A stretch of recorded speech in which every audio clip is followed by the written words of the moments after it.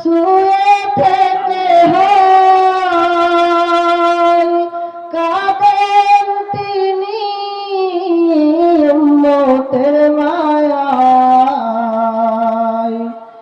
আজ রাউজায় শুয়ে থেকে হয় কাঁদেন তিনি উম্মতের মায়ায় সাড়া দাও রাসূলুল্লাহ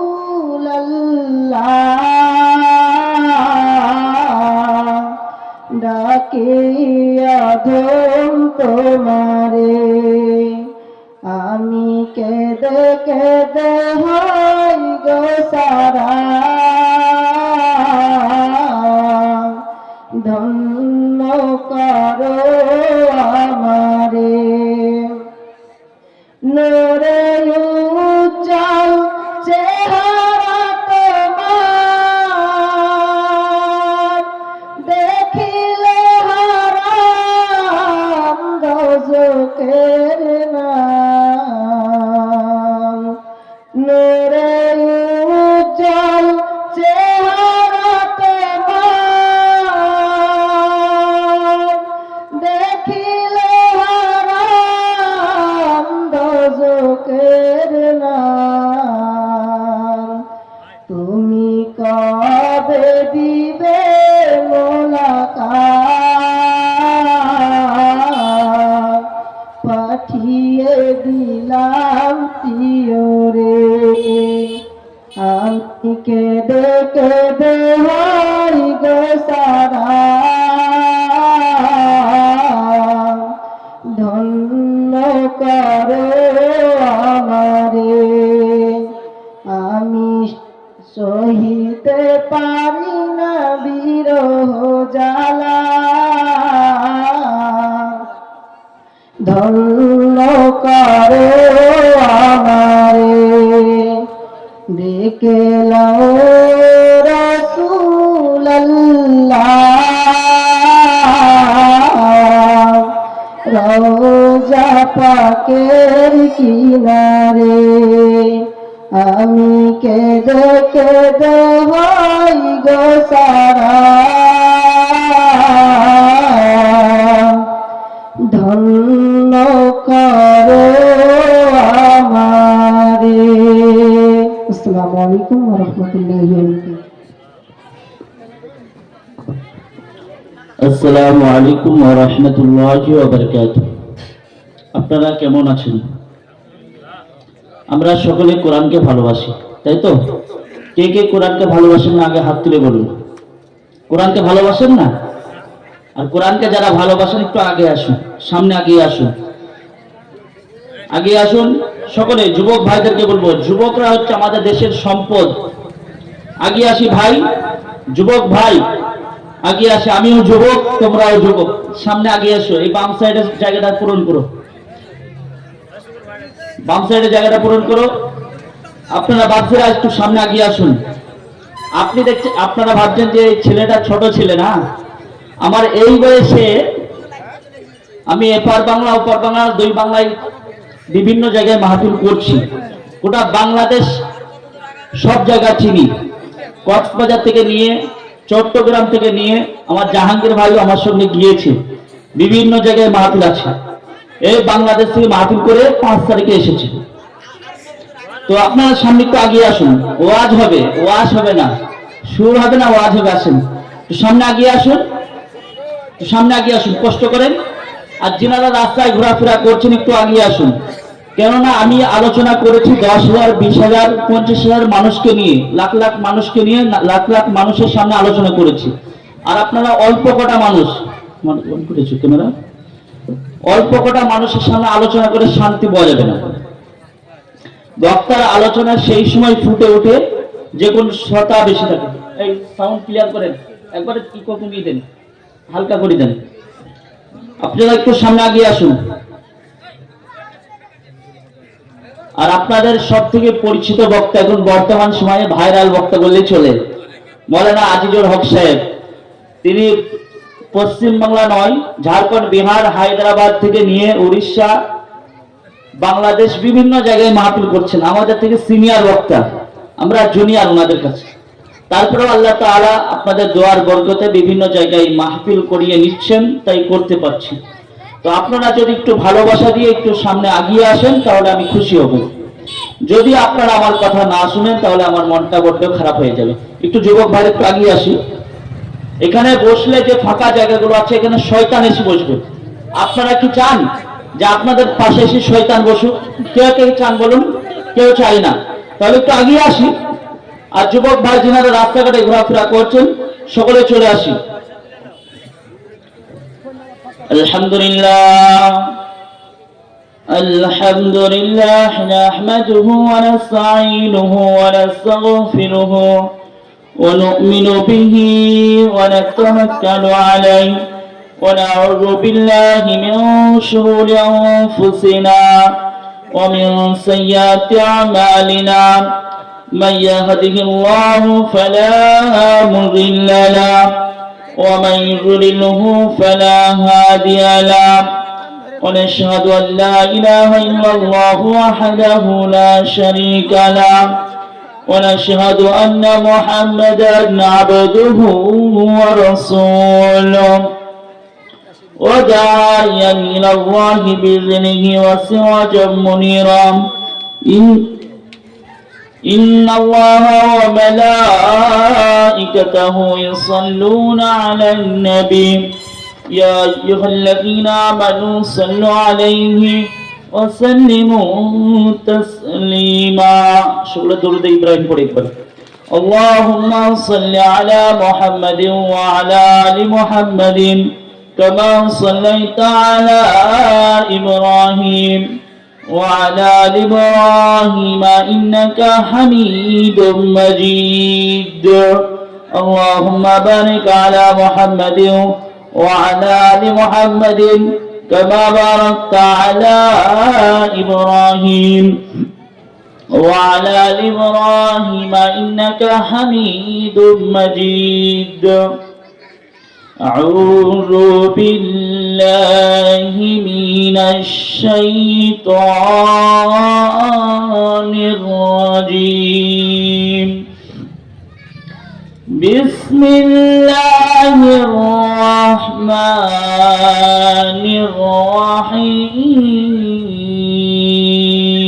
الرحيم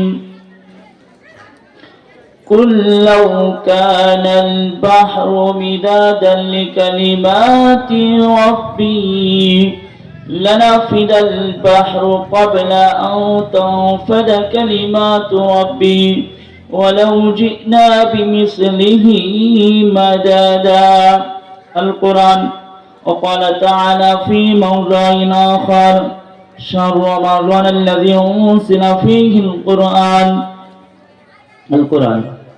عن أنس بن مالك رضي الله تعالى عنه قال قال رسول الله صلى الله عليه وسلم لا يؤمن أحدكم حتى يكون أحب إليه من والده وولده والناس أجمعين رواه البخاري رواه مسلم সমস্ত গুণগান সমস্ত তারিফ সেই মহান সৃষ্টিকর্তার দরবারে যিনি অক্ষয় যিনি অভয় যিনি চিরন্তর যিনি চিরঞ্জীব যিনি আমাদেরকে সৃষ্টি করেছে সেই মহান সৃষ্টিকর্তার দরবারে আমরা তিনার বান্দা গোলাম হয়ে তিনার উপর শুকরিয়া আদায় করি বলি আলহামদুলিল্লাহ। সকলে আরেকটু জোরে আওয়াজে বলুন আলহামদুলিল্লাহ। তারপরে যিনি আপনার নবী আমার নবী, যিনার জন্য আমরা দিনকে সহজ পাওয়া পেয়েছি, যিনার আদর্শে আমরা আদর্শিত, যিনাকে লাকাদ কানা লাকুম ফি রাসূলিল্লাহি উসওয়াতুন হাসানাহ, উত্তম আদর্শবান ব্যক্তি যার সার্টিফিকেট আল্লাহ সুবহানাহু ওয়া তাআলা নিজে দিয়েছেন, সেই মহান ব্যক্তির আমরা উম্মত হতে পেরেছি। সেই নবীর নামে সহস্র কোটি দরুদ এবং শান্তির ধারা বর্ষিত হোক। আল্লাহুম্মা আমিন। আল্লাহুম্মা সাল্লি আলাইহি আল্লাহুম্মা বারিক আলাইহি।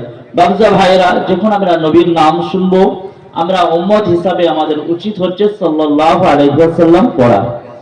যদি না পড়ি, আল্লাহ রাসূল সাল্লাল্লাহু আলাইহি ওয়াসাল্লাম লানত করেছেন তিনজন ব্যক্তির প্রতি।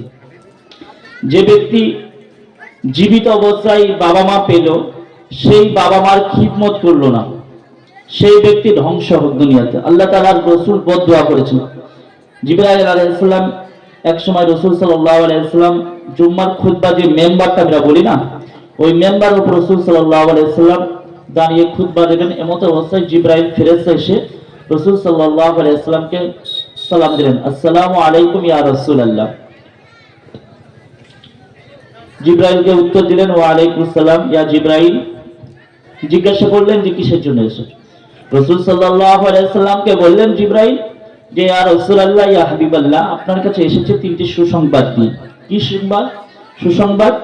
রাসূল সাল্লাল্লাহু আলাইহি ওয়াসাল্লাম বললেন রাসূল সাল্লাল্লাহু আলাইহি ওয়াসাল্লামকে জিবরাইল ফেরেশতা যে আল্লাহ রাসূল, দুনিয়াতে আল্লাহ তাআলা ওই সমস্ত ব্যক্তির জন্য বদদুয়া করেছেন যারা জীবিত অবস্থায় বৃদ্ধ বাবা মা পেয়েছে, তারপর সেই বাবা মাকে ভালোবাসা বা আপ্যায়ন খাতির করতে পারেনি, দেখভাল করেনি, সেই সমস্ত সন্তানরা দুনিয়াতে ধ্বংস হবে। 2 নম্বর কি? যারা আমার নাম পড়লো, নাম শুনলো, তারা নাম শোনার পরেও তারা আমার প্রতি দরুদ পড়লো না, সাল্লাল্লাহু আলাইহি ওয়াসাল্লাম বললো না। 3 নম্বর কি? যারা যৌবনকালে সময় পেয়েছে ইবাদত করার, তারপরেও ইবাদত আমরা করলাম না। বাচ্চা ভাইরা, এই যৌবনকালের ইবাদত সব থেকে আল্লাহর কাছে পছন্দনীয়।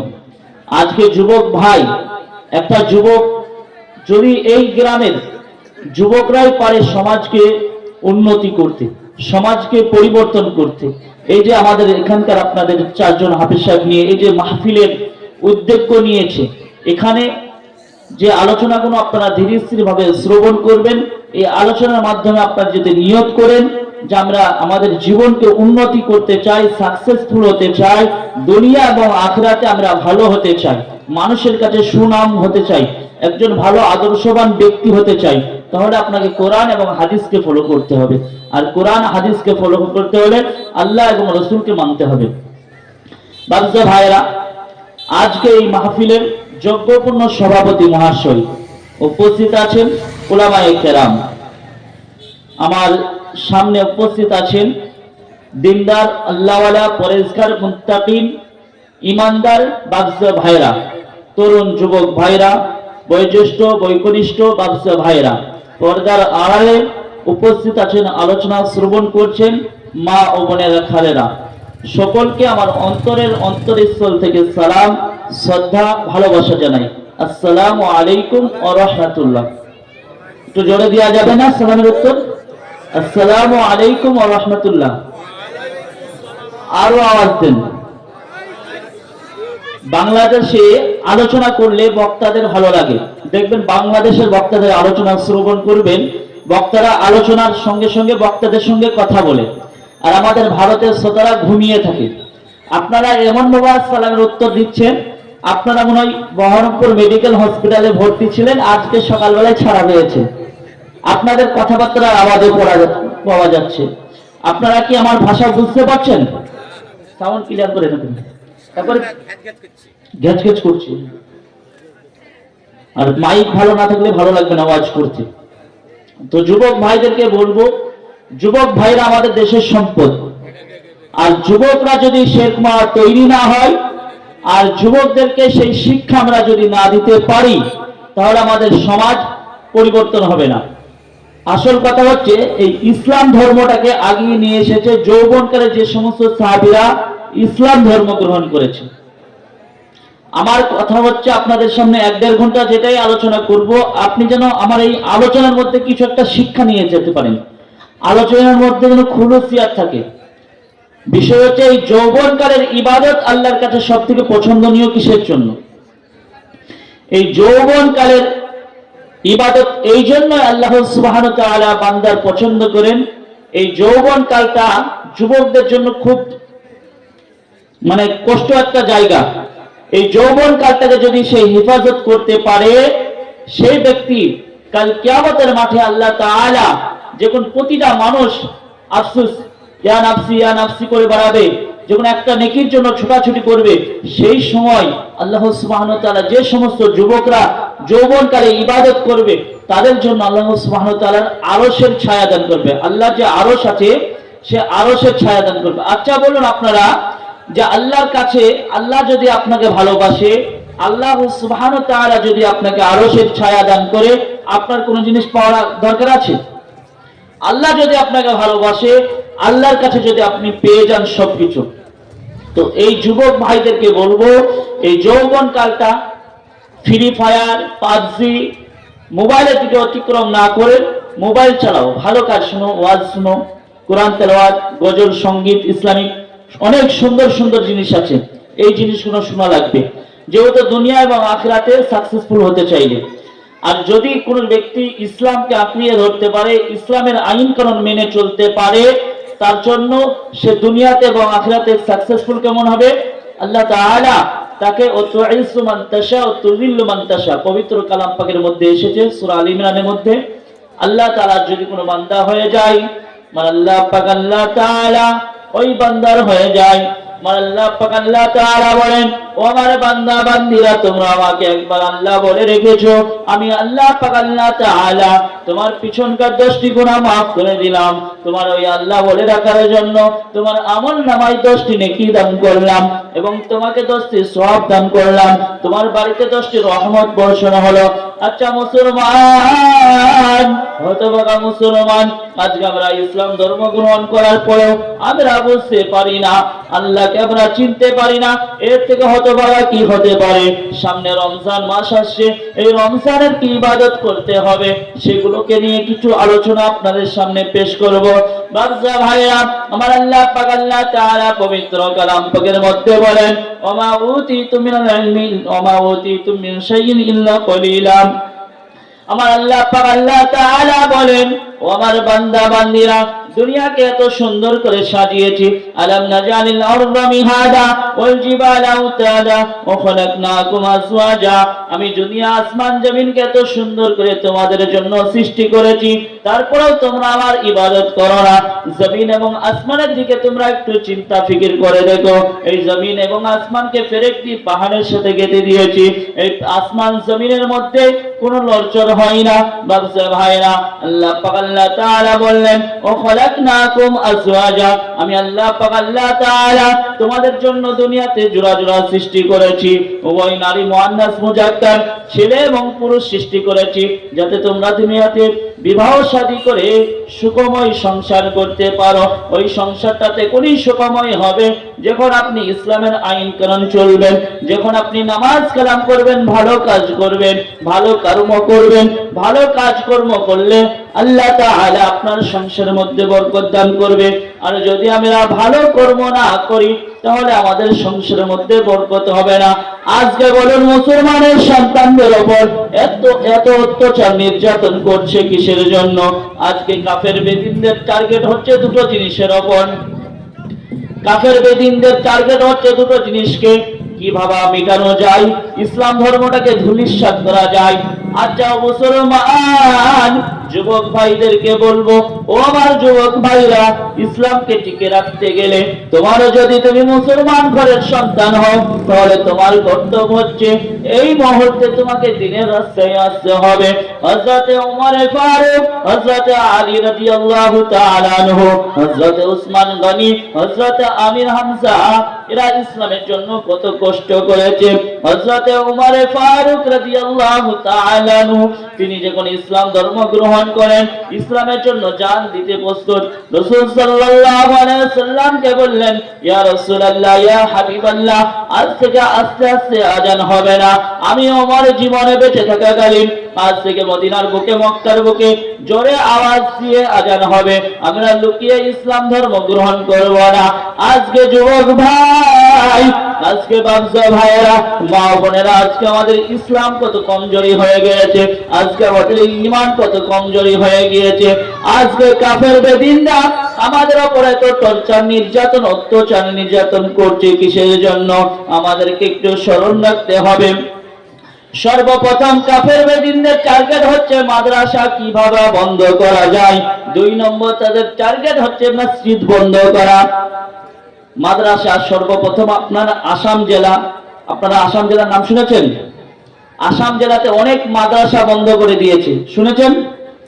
সর্বপ্রথম তাদের ইচ্ছা হচ্ছে মাদ্রাসাকে মিটিয়ে দিলে এই মসজিদকে বন্ধ করা খুব একটা কষ্টকর হবে না। তারা জানে যে এই মাদ্রাসাকে বন্ধ করতে পারলে কারখানাটা বন্ধ হয়ে যাবে, উলামায়ে কেরাম তৈরি হবে না, হাফেজের কোরআন তৈরি হবে না। কোরআনের হাফেজ যখন বন্ধ হয়ে যাবে, ওই মুসলমানরা যে সিনার মধ্যে কোরআনকে সংরক্ষণ করে রেখেছে, আল্লাহ পাক আল্লাহ তাআলা বলেন ওয়ালাকাদ ইয়াসসারনাল কোরআন লিযিকরি ফাহাল মিন মুদ্দাক্কির। আমার আল্লাহ পাক আল্লাহ তাআলা সূরা কমারের মধ্যে এই আয়াতটি 4 বার এসেছে।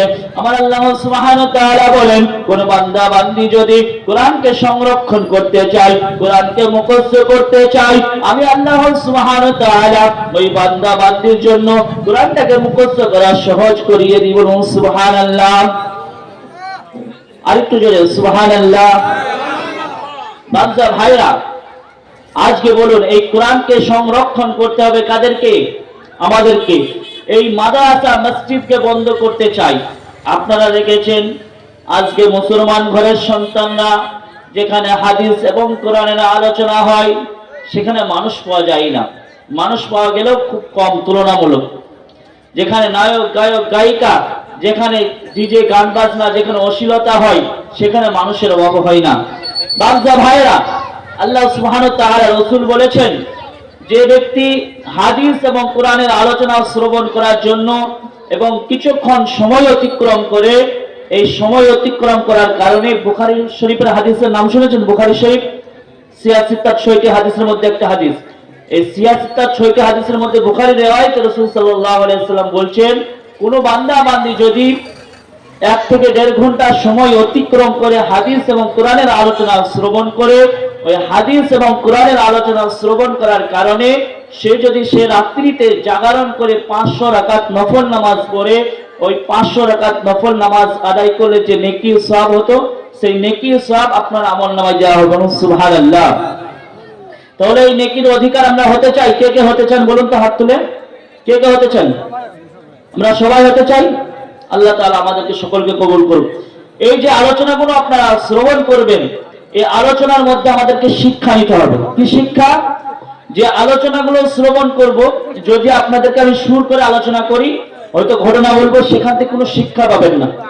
আমি চাই যে আপনাদের সামনে যতক্ষণই আলোচনা করব না কেন, এই আলোচনার মধ্যে আপনাদেরকে কি বোঝাইতে চাচ্ছি সেটা আপনাদেরকে বোঝা লাগবে। যে যুবকদের জন্য কি বলছি, বয়োজ্যেষ্ঠ বৈকনিষ্ঠ বাচ্চা ভাইদের জন্য কি বলতে চাচ্ছি। এই ইসলাম ধর্মটাকে আমরা সকলে ভালোবাসি। ইসলাম ধর্মটাকে আমরা সকলে ভালোবাসি। এই ইসলাম ধর্ম এমন একটি ধর্ম, এই ধর্মটা সারা পৃথিবীর মানুষ, কাফের বেদিনরাও জানে যে ইসলাম ধর্ম হিংসা বিদ্বেষ শেখায় না, ছড়ায় না। ইসলাম ধর্ম কাউকে আঘাত দিয়ে কথা বলে না। কেন? রাসূল এই শিক্ষাটা দেননি, আল্লাহ তাআলা নিজেও দেননি। আল্লাহ তাআলা বলেন পবিত্র কালাম পাকের মধ্যে এসেছে ইন্নাদ দীনা ইনদাল্লাহিল ইসলাম। আল্লাহ সুবহানাহু ওয়া তাআলা বলেন এই ইসলাম ধর্মটা হচ্ছে সবথেকে আমার কাছে পছন্দনীয়, মনোনীত। এই সারা পৃথিবীর বুকে 4,500 ধর্ম আছে, তার মধ্যে হচ্ছে 4,999, তারও বেশি হতে পারে বৈজ্ঞানিকদের হিসাবে। বাচ্চা ভাইয়েরা, এই 4,500 ধর্মের মধ্যে সর্বপ্রথম যদি কোনো ধর্ম থাকে, সেই ধর্মটা হচ্ছে ইসলাম ধর্ম। একটু নারে তাকবীর দিবেন না আপনারা? নারে তাকবীর। আমাদের এটা তো খুশির সংবাদ। যদি আপনার সন্তান এই পশ্চিমবঙ্গ রাজ্যের মধ্যে যদি 10-এ মাধ্যমিকে পরীক্ষা দিয়ে ফার্স্ট হয়, আপনাদের কি গর্বের বিষয় না? আপনাদের এলাকার যদি কোনো সন্তান পাস করে, তো 4,500 ধর্মের মধ্যে সব থেকে যেটা 1 নম্বর ধর্ম, আদর্শবান ধর্ম, সেটা হচ্ছে ইসলাম ধর্ম। তাহলে আমাদেরকে কি করতে হবে? আল্লাহকে বেশি বেশি করে স্মরণ করতে হবে। সারা পৃথিবীর মধ্যে চ্যালেঞ্জ দিয়ে বলেছেন আল্লাহ সুবহানাহু ওয়া তাআলা পবিত্র কালাম পাকের মধ্যে, যে কিতাবটি সারা পৃথিবীতে কাফের বেদিনরা, কেউ 13 বছর, কেউ 15 বছর, কেউ 17 বছর, কেউ 3 বছর, কেউ 5 বছর, বড় বড় বৈজ্ঞানিক ডক্টর, তারা এই কোরআনকে নিয়ে রিসার্চ করেছে, কালচার করেছে যে কোরআনের ভুল ধরতে পারি কিনা। আমার আল্লাহ পাক আল্লাহ তাআলা বললেন যালিকাল কিতাবু লা রাইবা ফি, এই কোরআনের মধ্যে কোনো ভুল নেই, সন্দেহ করা যাবে না। ওই কাফের বেদিনরা ইসলামের জন্য, ইসলামের ভুল ধরার জন্য কোরআনকে ফলো করতে লাগলো। ওই বড় বড় বৈজ্ঞানিকরা যখন ইসলামকে ফলো করতে লাগলো, ইসলামের ভুল কিভাবে ধরা যায়, তারা কোরআনকে কালচার করতে লাগলো। অনেক বৈজ্ঞানিক আছে তারা কোরআন তেলাওয়াত করা জানে না, তারা খ্রিস্টান ইহুদি নাসারা, তারা কি করবে, কোরআন কিভাবে শিক্ষা অর্জন করবে। তারা পাসপোর্ট করলো, পাসপোর্ট করার পরে ভিসা লাগালো, ভিসা করে সৌদি আরব গিয়ে বড় বড় মাশায়েখ শেখদের কাছে কিছু টাকা পয়সা হাদিয়া দিয়ে আপনার কোরআন তেলাওয়াত করা শিক্ষা অর্জন করলো। তারা ইংলিশ এবং বিভিন্ন রকম ল্যাঙ্গুয়েজে তারা কোরআনের পড়াশোনা শুরু করে দিল, তরজমাগুলো যখন পড়াশোনা শুরু করে দিল, কোরআনের ভুল ধরতে এসে কোরআনের ভুল ধরবে, বারবার চেষ্টা করে, চেষ্টা করার পর তারা ব্যর্থতা হয়। যখন দেখে যে না না, ইসলাম ধর্মের মতন এত শান্তির ধর্ম, এত সুন্দর একটি ধর্ম পৃথিবীতে কোনো ধর্ম হতে পারে না, সেই সমস্ত কাফের বেদিনরা এরকম হাজারো নজির আছে, তারা ইসলাম ধর্ম গ্রহণ করেছে। এবং সুবহানাল্লাহ, আর আজকে আমরা মুসলমান ঘরের সন্তান হয়ে আমাদের সন্তানরা কোরআন তেলাওয়াত করা জানে না।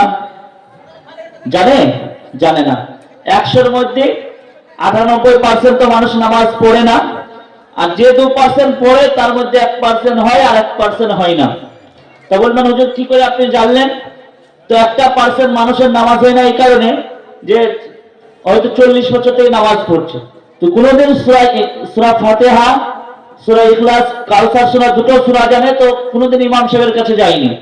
ওই ফাতিহা সূরার মধ্যে আবার 20টা ভুল আছে কি নাই?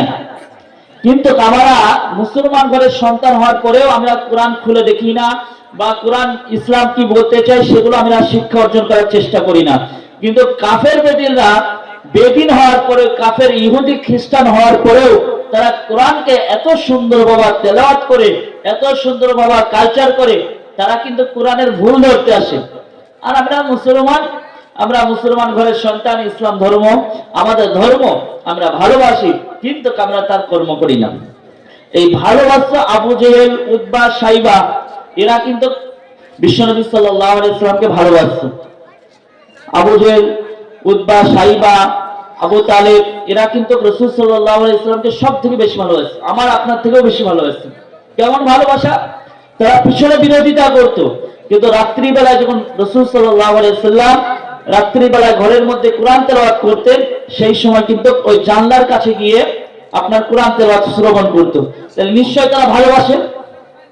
যখন আপনি একটি কিতাব পড়বেন বা আলোচনা করবেন, সেই আলোচনাগুলো যদি আমি লুকিয়ে লুকিয়ে আপনার শুনি বা চুরি করে দিয়ে, তাহলে আপনাকে আমি নিশ্চয়ই ফলো করি, তার জন্য আপনার আলোচনা শ্রবণ করি। তো এই কাফের বেদিনরা ভালোবাসে, কিন্তু তার কর্ম বিশ্বনবী সাল্লাল্লাহু আলাইহি ওয়াসাল্লামকে তার আদর্শের সাথে, তার চলাফেরার সাথে সেট করিনি, ফিট করতে পারিনি, তার জন্য তারা জাহান্নামী। তো মুসলমান যুবক ও বাচ্চা ভাইরা, আমাদেরকে রাসূলকে ভালোবাসবো বললে এটাই শেষ কথা নয়, রাসূলকে ভালোবাসতে অবশ্যই হবে। আমি যে একটি হাদিস পড়েছি আপনাদের কাছে, আনাস বিন মালিক রাদিয়াল্লাহু তাআলা আনহু قال قال رسول الله صلى الله عليه وسلم لا يؤمن أحدكم حتى أكون أحب إليه من والده وولده والناس أجمعين। বুখারী শরীফের হাদিসের মধ্যে হযরত আনাস ইবনে মালিক রাদিয়াল্লাহু তাআলা আনহু বিখ্যাত একজন সাহাবী, তিনি সাহাবী মণ্ডলীদেরকে তিনি রাসূল সাল্লাল্লাহু আলাইহি ওয়াসাল্লামের কাছে এই হাদিসটি শ্রবণ করেছেন, শুনেছেন। রাসূল সাল্লাল্লাহু আলাইহি ওয়াসাল্লাম বললেন, ও আমার সাহাবী মণ্ডলীরা, ততক্ষণ পর্যন্ত তোমাদের মধ্যে ওই ব্যক্তি প্রকৃত ঈমানদার মুমিন ব্যক্তি হতে পারবে না, যতক্ষণ পর্যন্ত ওই ব্যক্তি প্রকৃত ঈমানদার পরহেজগার মুত্তাকি না হতে পারবে। কিভাবে হবে? রাসূল সাল্লাল্লাহু আলাইহি ওয়াসাল্লামের সাহাবী মণ্ডলীরা জিজ্ঞাসা করলেন, ইয়া রাসূলুল্লাহ, ইয়া হাবিবাল্লাহ, হুজুর কিভাবে আমরা মুমিন ঈমানদার হতে পারবো? রাসূল সাল্লাল্লাহু আলাইহি ওয়াসাল্লাম বললেন, ওগো আমার সাহাবী মণ্ডলীরা, তোমাদেরকে দুটো জিনিসকে, চারটে জিনিসকে ফলো করতে হবে। তার মধ্যে আপনার এই আয়াতটি এসেছে সূরা বাকারার মধ্যে 155 নম্বর আয়াতে, ওয়ালা নাবলুওয়ান্নাকুম বিশাইইন মিনাল খাউফি ওয়াল জু'i ওয়া নাকসিম মিনাল আমওয়ালি ওয়াল আনফুসি ওয়াস সামারাত ওয়া বাশশিরিস সাবিরিন। আমার আল্লাহ পাক আল্লাহ তাআলা বললেন ওই সমস্ত মুমিন বান্দাদের জন্য 4টি পরীক্ষা আছে। ওই 4টি পরীক্ষায় যদি কোনো ব্যক্তি কোনো বান্দা বান্দি সফলতা অর্জন করতে পারে, পাস করতে পারে, তার জন্য জান্নাত আছে। আমার আল্লাহ পাক আল্লাহ তাআলা সেই সমস্ত বান্দা বান্দীদের জন্য জান্নাত ওয়াদা করেছে। আচ্ছা, 4টি কি কোন কোন বিষয় আমরা জানবো তো ইনশাআল্লাহ? জানতে চাই ইনশাআল্লাহ। তো বাদশা ভাইরা, যেটা বলছিলাম ওই হাদিসটি, রাসূল সাল্লাল্লাহু আলাইহি ওয়াসাল্লাম সাহাবীদেরকে বলছেন, ওগো আমার সাহাবী মণ্ডলীরা, ততক্ষণ পর্যন্ত ঈমানদার মুমিন হতে পারবে না যতক্ষণ পর্যন্ত দুনিয়া